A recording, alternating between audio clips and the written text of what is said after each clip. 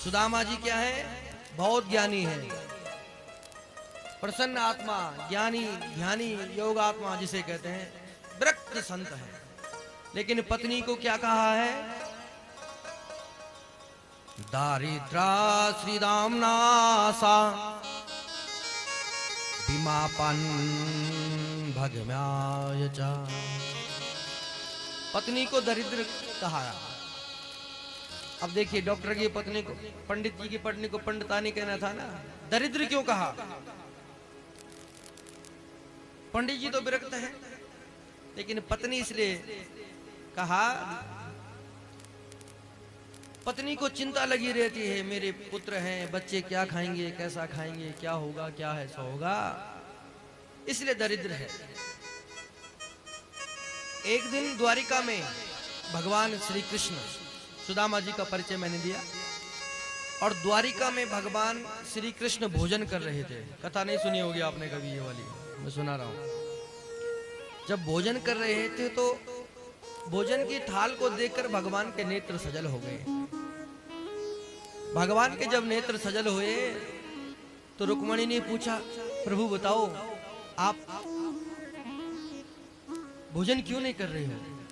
कहा, हे रुक्मणी, आज मैं यदि त्रिभुवन का मालिक हूं तो केवल सुदामा की वजह से हूं। मैं यहाँ कई व्यंजन खा रहा हूं और मेरा मित्र सुदामा न जाने कहाँ है।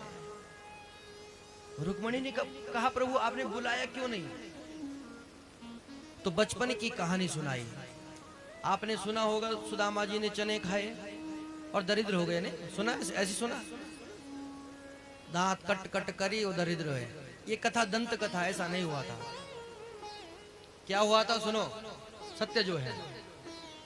जब गुरुकुल में, भगवान कह रहे हैं, रुक्मणी जब हम गुरुकुल में पढ़ते थे तो मैं और सुदामा एक दिन वन में लकड़ी लेने जा रहे थे। उस दिन क्या हुआ, जब मैं लकड़ी लेने जा रहा तो गुरु माता के यहाँ थोड़े से चने रह रखे थे। वो चने गुरु माता ने पोटली बांधी कि बच्चों तुम जा रहे हो, ये ले जाओ। तो मैंने कहा, गुरु माता मैं अपनी रस्सी ले आऊं, अपनी रस्सी ले आऊं लकड़ी लेने के लिए। तो मैं तो वहां से चला गया, लेकिन उसी समय वहां दुर्वासा जी आ गए और दुर्वासा जी ने कहा, माता भिक्षाम देही। तो संदीपनी मुनि की पत्नी ने कहा, बेटा आश्रम में तो कुछ है नहीं रह रखा। दुर्वासा ने सोचा कि इतना बड़ा आश्रम है, क्यों कुछ होगा नहीं। जो ध्यान लगाया, बोला, मां तुमने मुझसे झूठ कहा, तुमने मुझसे झूठ कहा कि तुम्हारे पास कुछ नहीं। तुमने मुझ में और इन बच्चों में फर्क किया। मैंने लाल पोटली में थोड़े चने देखे हैं। जा माता, मैं अभी श्राप देता हूं, जो ये चने खाएगा वो जीवन भर दरिद्र रहेगा। और ये बात सुदामा जी ने सुन ली। बोले सुदामा जी महाराज की। अब सुदामा जी ने सारी घटना का पता था। सुदामा जी को लगा कि अगर ये कृष्ण ये चने खा जाएगा तो ये दरिद्र हो जाएगा जीवन भर। भगवान कहते हैं कि वो चने उसने स्वयं खा लिए और अब तक वो हमेशा, मैं देखता हूं कि आज तक वो दरिद्र ही है। मां कहती है कि एक तुम बुला क्यों नहीं लेते हो? तो उसी समय सज्जनों, भगवान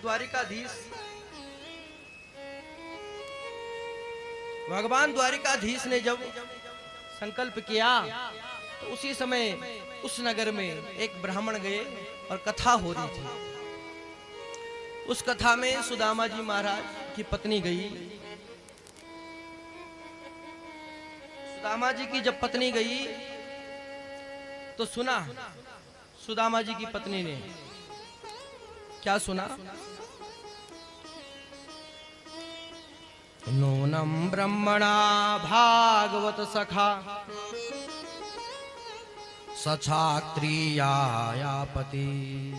अरे देवी, जानती हो तुम्हारा सुदामा जी के जो मित्र थे ना, वो कृष्ण थे हैं। जब सुना तो भरोसा नहीं हुआ कि कृष्ण मित्र, मुझे तो पता ही नहीं। आज अपने पत्नी से सुदामा जी की पत्नी पूछती है, स्वामी आज कुछ ब्राह्मण गांव में आए थे, मैंने उनसे सुना कि आप श्री कृष्ण के मित्र हो। सुदामा कहते हाँ हाँ हम तो मित्र हैं, बचपन के मित्र हैं। इतने विरक्त है कि आज तक पत्नी को बताया तक नहीं। आज लोग एक फोटो खिंचा लेते हैं और 10 लोगों को दिखाते हैं, देखो इस मंत्री से मेरी जान बचा है। सुदामा जी को आज तक पत्नी को तक नहीं कहा, इतने विरक्त है सुदामा जी। सुदामा जी कहते अरे बावरी तूने मेरी मन की बात कही, तूने तो मेरी मन की बात कही। अब इतने विरक्त है कि पत्नी चाहती है कि मिलने जाए, लेकिन ये जाएंगे नहीं, कर्मठ है। अब कहते हैं कि स्वामी आपके मित्र हैं तो क्यों ना एक बार आपको मिलने जाना चाहिए। कहा तुमने मेरी मन की बात कही, मिलना तो मैं भी चाहता हूं, लेकिन आजकल पता नहीं कहां रहता है। पत्नी ने कहा चिंता मत करो, मुझे सारा पता है, ये गली नंबर मोहल्ला नंबर पता है, जाओ। सुदामा जी सोच रहे हैं कि कौन जाएगा। सुदामा जी को पता है मेरे घर में कुछ नहीं। सुदामा ने कहा देवी सुनो, मित्र के यहाँ, गुरु के यहाँ और माँ के घर में कभी खाली हाथ नहीं जाना चाहिए। मैं क्या ले जाऊंगा, चलो रहने दो फिर कभी जाएंगे। सुदामा जी को पता है मेरे घर में कुछ नहीं, अगर ऐसा कहूंगा तो मना कर देगी। झट से पड़ोस आसपास में गई, 3 मुट्ठी की चावल खिलाई, एक पोटली पे बांधी और कहा लो इसको ले जाना। एक पत्र दिया, उस पत्र पे लिखा 1 मास 2 पाख में 2 एकादशी हो, सो प्रभु दीन दयाल नो, नित प्रतिदीन हो। हे प्रभु जब जब मेरे घर में भोजन नहीं होता है, मैं तब तब अपने बच्चों को कहती हूँ कि आज एकादशी है।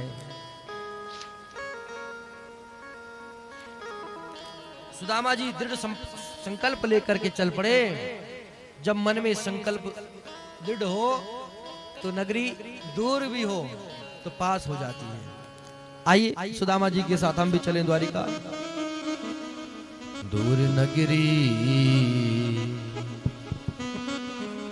बड़ी दूर नगरी कान्हा, दूर नगरी।